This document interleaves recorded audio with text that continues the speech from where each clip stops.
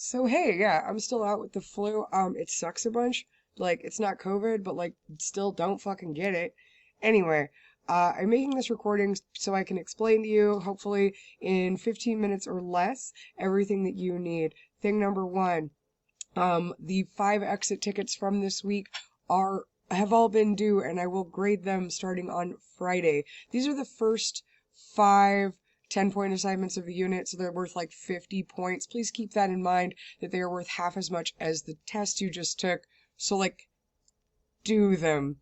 Right. The video, and in fact, all of the information for all of them is available inside of the PowerPoint if you download it. It's going to be important that you download it, not just view it on Schoology, but download it. Save it to your own drive and then open it. Yeah, in the desktop version, you'll be able to see everything. You get to see all the cool little notes that I leave for myself whenever I like, do this shit or whatever. Alright, cool. On that, let's go ahead and tell you guys about the Opium War. Not that your sub isn't excellent, I'm sure, but most people don't know very much about it. So,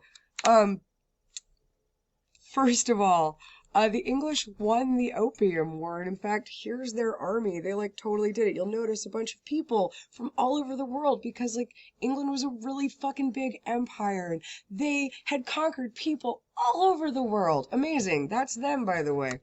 Dope. Let's keep going. Click. Anyway, sweet. So, the British won the Opium War, right? Yeah, and the Treaty of Nanking ends that war in 1842, and it gives them these really specific rights. Right number one, the ports in China are all open to European trade now. Yeah, all of them.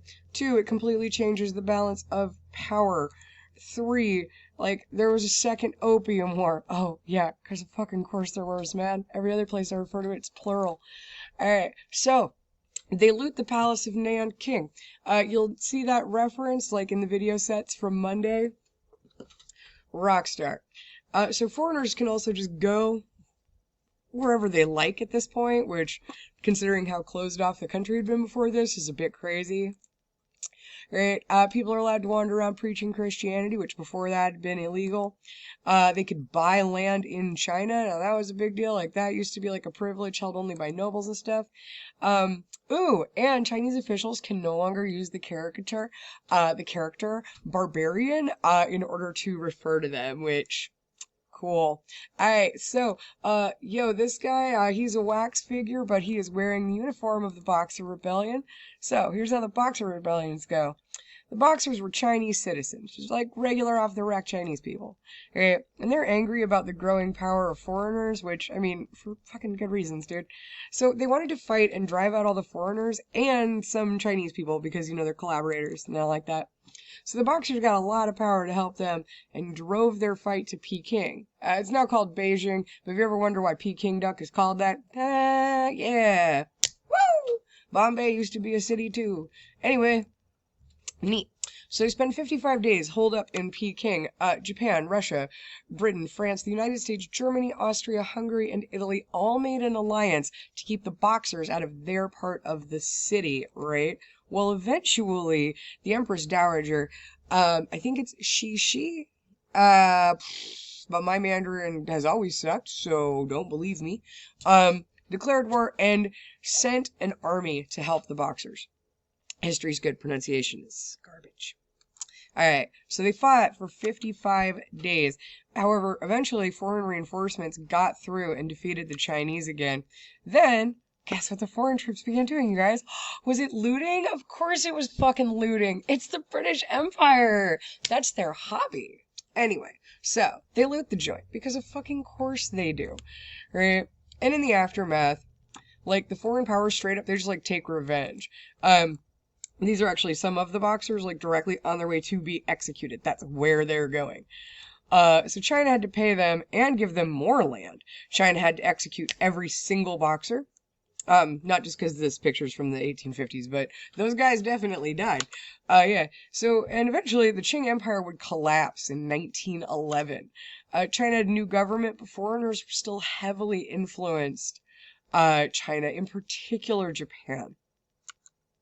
Alright, so, yesterday, surely you read this 2-page section called The Failure of Conservative Modernization. You're going to consider these questions. I'm not going to go over them in depth because, yo, it's in the PowerPoint. A fun fact though, Strayer is the red book. It's the red one. It's red. There you go. Fixed your problem for you. Neat.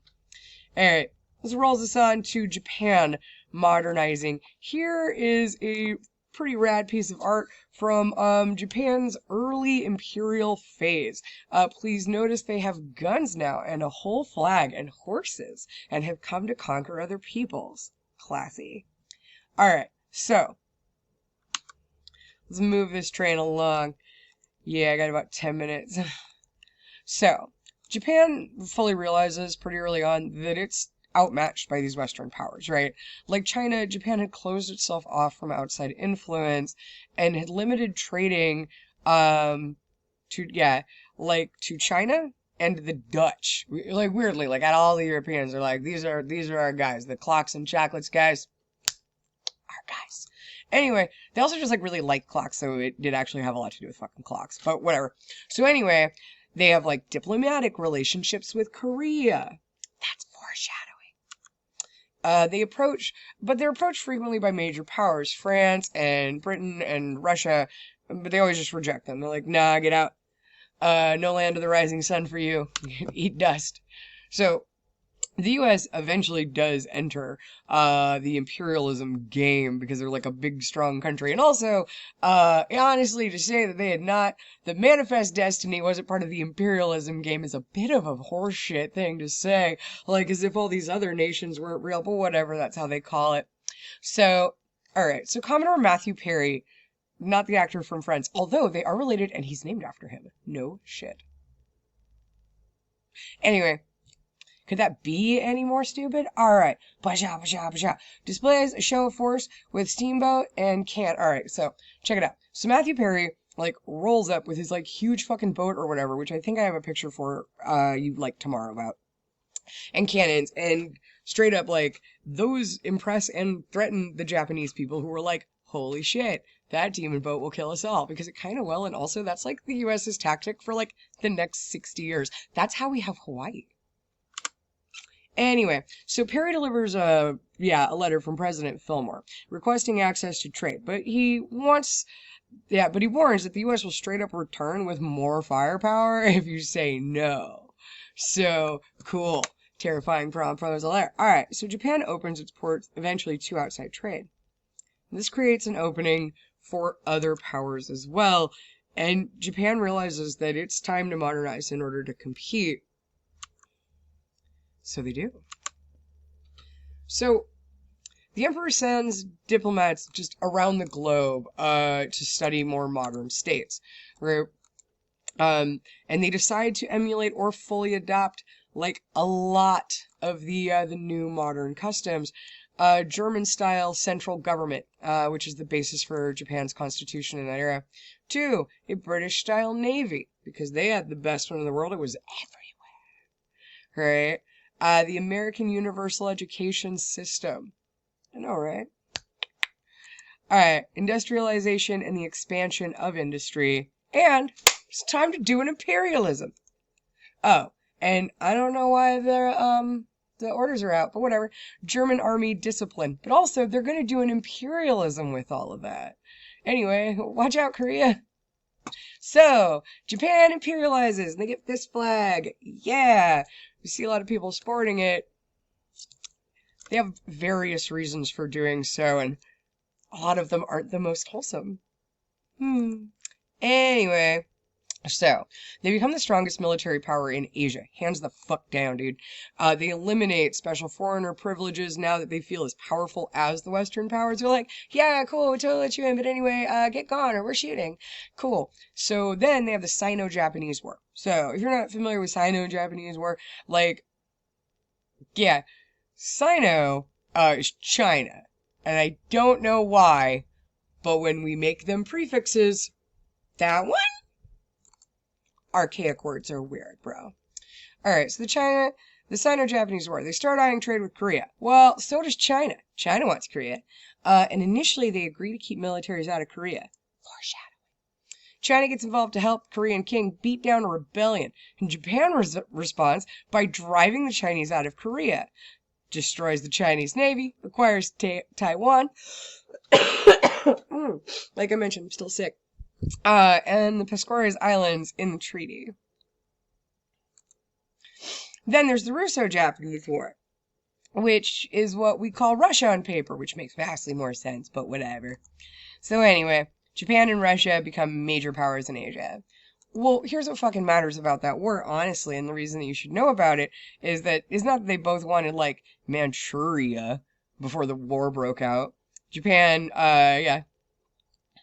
proposes to recognize Russia's rights to Manchuria if they'll stay out of Korea. Again, Russia's like, nah, we want Korea too, because everybody does. Korea kind of rules. Anyway, the important part is that Japan fully captures their Pacific fleet, destroys their Baltic fleet, and wins against Russia hands down. This basically alerts the West to the fact that the sheer force of just, I don't know, their fucking whiteness doesn't win wars.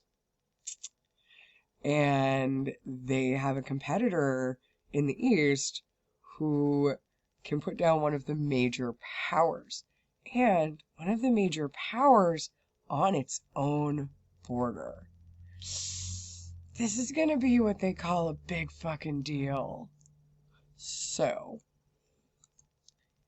Alright. Oh, you can't read the last thing, sorry. Theodore Roosevelt, like, brokers some peace, in, like, New Hampshire. Cool. I don't know why it's like that, I'm sorry.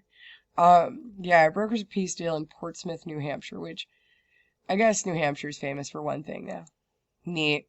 Alright, so, Japan, like any good empire, was expanding. That's what they're for. It's what they do. Right? Here it is in 1870 being, just Japan, the shit they acquire in 1932 and 37, 38, 39, etc. You'll see a pattern of all this, and if you're at all familiar with the history of the 20th century, be like, wait a minute, wasn't that one of those big deal wars we're all supposed to fucking know about and something?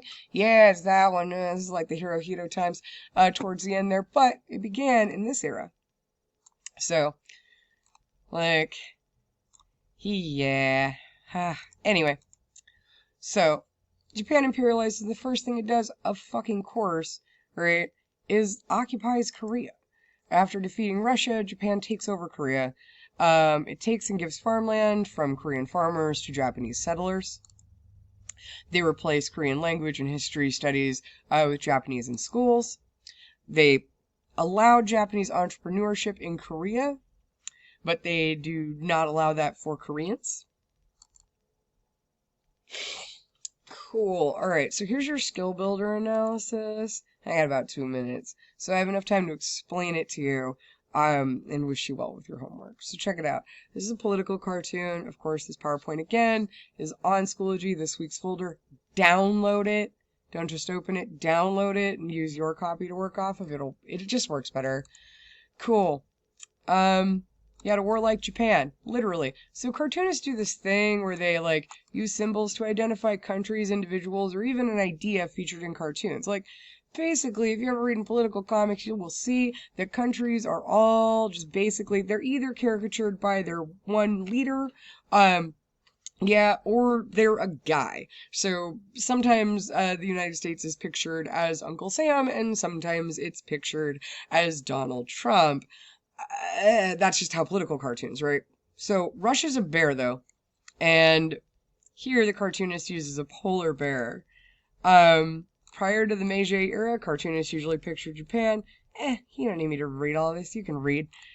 I mean, I hope. If you can't, please do have someone email me. I have specialists to write to. Anyway, so read through this, and then you have, like, 2 solid questions to answer right beneath it. Yeah? Cool.